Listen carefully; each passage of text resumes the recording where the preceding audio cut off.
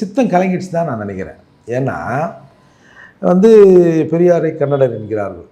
சரி, அம்பேத்கரை மகார் என்று ஒதுக்கி விட முடியுமா? சரி, நான் உங்களுக்காக பெரியாரை கூட விட்டுறேன்.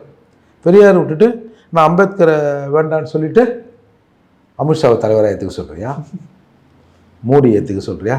சரி, அது கூட பிஜேபியில் சேர சொல்கிறியான்னு கூட ஒரு அர்த்தமாக கூட எடுத்துக்கலாம் சார். அதுக்கப்புறம் அண்ணாமலை தலைவராக ஏற்றுக்க சொல்கிறியா? நயினாரை ஏற்றுக்க சொல்கிறியா? ஏய், என்னதான் ஆச்சு உனக்கு?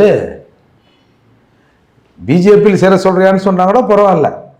நாளைக்கு காயத்ரி ரகுராம் திருப்பி கட்சியில் சேர்த்து தள்ளுறா, காயத்ரி ராம் கூட சேர்த்துக்க சொல்கிறியா? என்ன இது, என்ன பேச்சு இது? அப்புறம் நடிகரின் பின்னாடி என்ன போக சொல்றியா? யார் உன்னை போக சொன்னா? உடனே நடிகரை பார்த்து நீங்கள்லாம் அவங்க பின்னாடி போயிடுவீங்களா? ஏன் போவாங்கன்ற டவுட் வந்துச்சு அவங்களுக்கு. அவரே போயிருக்கிறதா நிறைய பேர் அந்த டிவி கேஸ் சம்பந்தமான ஆட்கள் எடுத்து போட்டுக்கிட்டு இருக்காங்க சார். ஏங்க மக்கள் நீர் கமல்ஹாசன் நீ ஏன் ஓட்டு கேட்க போன, அதே மாதிரி விஜயகாந்த் அவர்களுக்கு எதுக்கு அவரை சிஎம்மா முன்மொழிஞ்ச அப்படின்ற மாதிரி எடுத்து போட்டுக்கிட்டு இருக்காங்க சார். அதாவது ஏன் திருமாவளவன் ஆகக்கூடாதா என்று கேட்கிறார்கள். ஒரு விஜயகாந்த் ஆனாலும் திருமாவளவன் ஆனாலும் ஒன்று தான். விஜயகாந்த் போயிட்டாரு.